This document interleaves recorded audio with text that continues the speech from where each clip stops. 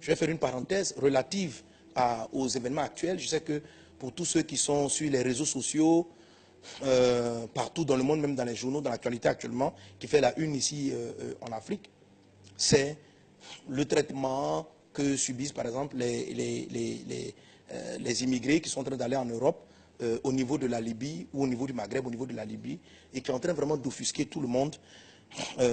Avis que je partage pleinement, c'est dommage, voilà, de voir vraiment tant de méchanceté, tant de haine. Tant de méchanceté et vraiment que cela ne soit plus dans le nom de Jésus. Mais nous sommes des hommes spirituels, nous devons traiter les problèmes à leur fondament, dans leur profondeur et ne pas nous émouvoir sous l'effet de l'émotion et parler sous l'effet de l'émotion. Et le point que je dis, suivez-le bien parce que il concerne aussi les blocages en ce qui concerne le mariage. Tout à l'heure, ce dont je parlais. Alors, ceux qui ont suivi toutes les séries que j'ai données partout dans plusieurs endroits dans le monde, dernièrement à Paris, ici à Abidjan, en Martinique, en Guadeloupe, dans plusieurs pays, j'ai parlé des 4 formes d'attaque majeures du diable. Des 4 formes d'attaque majeures du diable. Et dans les 4 formes d'attaque majeures du diable, basées sur Apocalypse chapitre 12, à partir du verset 7, où il est dit que le dragon, le serpent ancien, le diable et Satan, 4 noms, 4 titres que Dieu donne à notre ennemi. Il dit celui qui séduit toute la terre. 4 titres qu'il lui donne et on a étudié pendant ce temps, pendant toutes ces périodes-là, cet enseignement a fait l'objet d'un livre, donc vous pouvez vous le procurer, vous pouvez l'avoir. Je pense que bientôt il sera disponible sur Amazon, peut-être même qu'il est déjà triomphé des 4 formes d'attaque majeures du diable. Bon, et il y a la première des attaques qui est mentionnée, c'est l'attaque du dragon.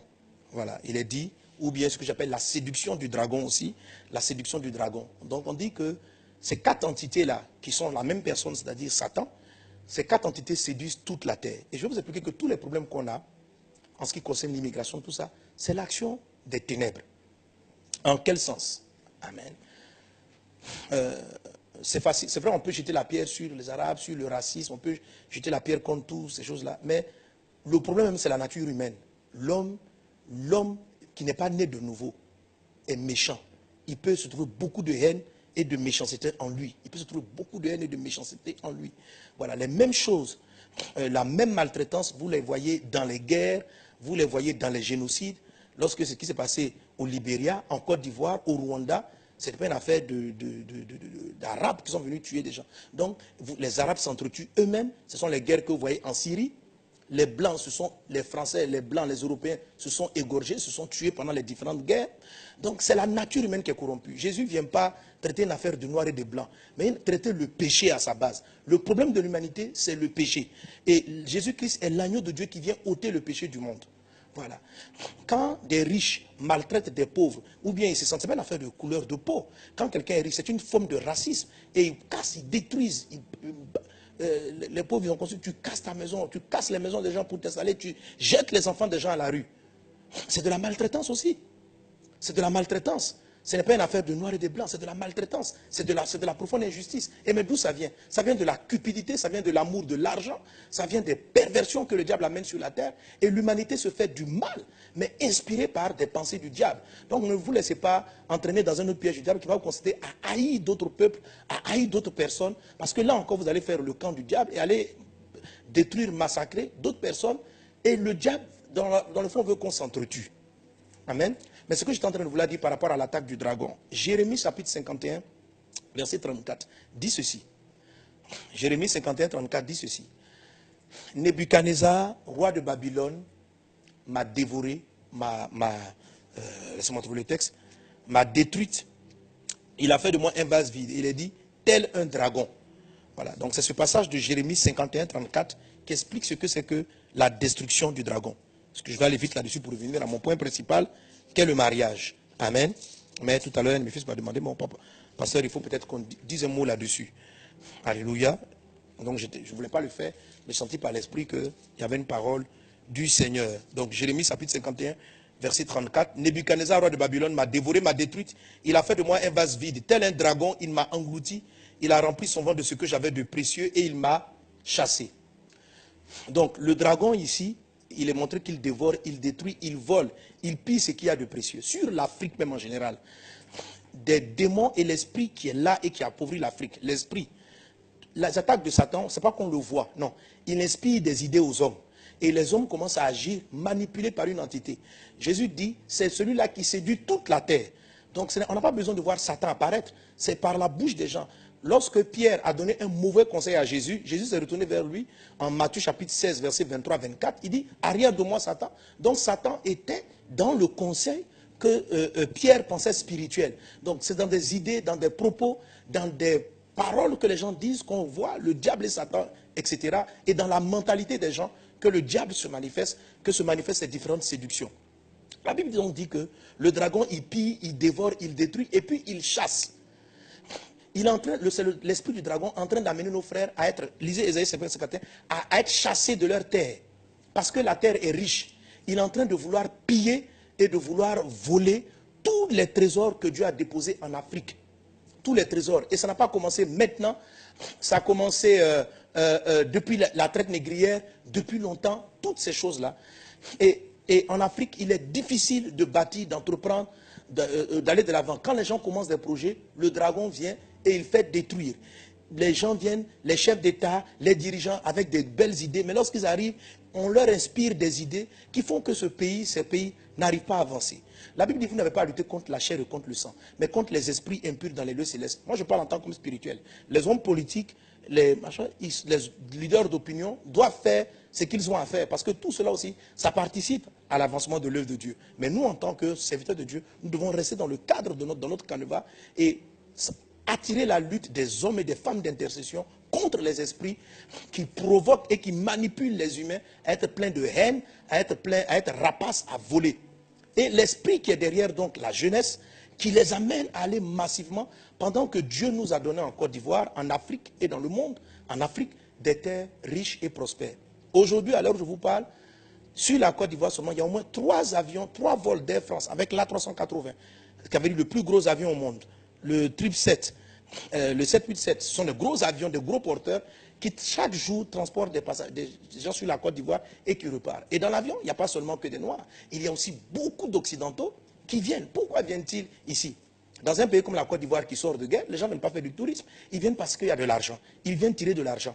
Et les gens, même nous-mêmes qui vivons ici, on se trouve que non, il n'y a pas assez d'argent ici. On va aller le chercher à l'étranger. Je vous assure, c'est le dragon qui vous aveugle. C'est le dragon qui aveugle et qui empêche les gens de voir ce que Dieu leur a donné sur leur territoire. Et il les chasse. Je vous en supplie, frères. Si vous entendez mon message, ne prenez pas la route de l'exil. Ne prenez pas la route pour aller là-bas, où vous allez exposer votre vie, où on va vous maltraiter, on va vous tuer. Restez et croyez dans ce Dieu. Sachez que le trésor est sous vos pieds. Les Occidentaux quittent leur pays pour venir s'enrichir ici. Vous allez me dire, pasteur, il n'y a rien à faire. Cet aveuglement-là est diabolique. Dans le nom de Jésus, que l'aveuglement qui nous empêche de voir la richesse et les trésors que Dieu a déposés dans notre pays, dans notre continent, soit brisé dans le nom de Jésus. Que toute personne qui n'arrive pas à s'en sortir ici, pendant que sous la terre, vous jetez un grain de maïs, il va donner un maïs. Et pourtant, les gens ont faim, les gens ont soif. Comment vous rentrez dans nos villages aujourd'hui? Toutes les terres, je parle de la Côte d'Ivoire, toutes les terres peuvent produire. L'or est énormément au Mali et dans toute la Côte d'Ivoire. Mais les gens sont là-dessus, ils sont pauvres. Comment peut-on être pauvre sur une terre qui est extraordinairement riche? C'est diabolique. Il y a quelque chose qui cloche. Et quand les gens essaient d'entreprendre, il y a une puissance qui vient les voler, les piller, les dévorer et enlever tout ce qu'ils ont.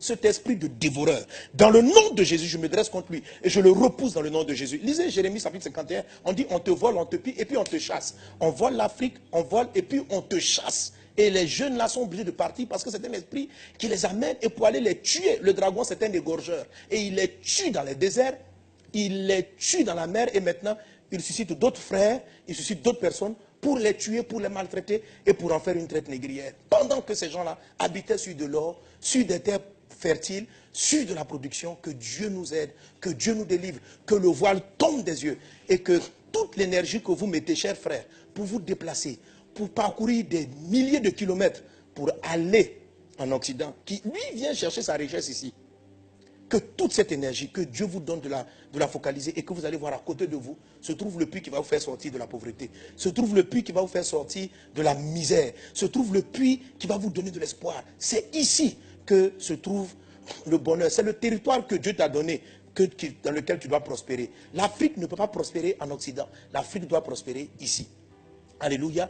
Dieu a donné à chaque pays sa propre richesse. Et la richesse est là. Mais nous sommes pillés, volés, exploités, détruits. C'est dans le nom de Jésus. Nous mettons fin spirituellement à cet abus spirituel-là. Au nom de Jésus, que la tête du dragon soit coupée par la puissance de Dieu. Dans le nom de Jésus-Christ. Et que ces drames que nous sommes en train de voir en ce moment-là puissent cesser une fois pour toutes. Le même dragon qui a amené nos parents en esclavage il y a des années est encore à l'œuvre. Mais dans le nom de Jésus, l'Église de Christ, les enfants de Dieu, vont se dresser contre toi. Et cette fois-ci, ça ne marchera pas. Au nom de Jésus, quelqu'un donne un bon amen. Voilà, donc si tu entends mon message, que tu as pris la route, tu es arrivé au Maroc ou tu es arrivé en Libye, pardon, reviens en Côte d'Ivoire, reviens dans ton pays et dis, Seigneur, toi qui m'as donné la force de traverser les déserts, tu peux me donner encore le courage, tu peux me donner une intelligence surnaturelle pour faire produire la terre que tu m'as donnée. Alléluia. Et voilà, et je vous assure, dans le nom de Jésus, le destin de l'Afrique va changer. Le destin de l'Afrique va changer. Ces choses-là vont cesser. Le Seigneur est sur le point de faire quelque chose d'extraordinaire. Je ne sais pas comment cela va arriver, mais je sens dans mon esprit qu'on est sur le point d'avoir un gros clic. Et la Côte d'Ivoire a un grand rôle majeur à jouer dans la transformation. Alléluia. Même l'indignation mondiale, actuellement, par rapport à ce qui se passe, je pense que ça participe à la délivrance que Dieu s'apprête à faire. Merci Seigneur pour ta grâce divine. Alléluia.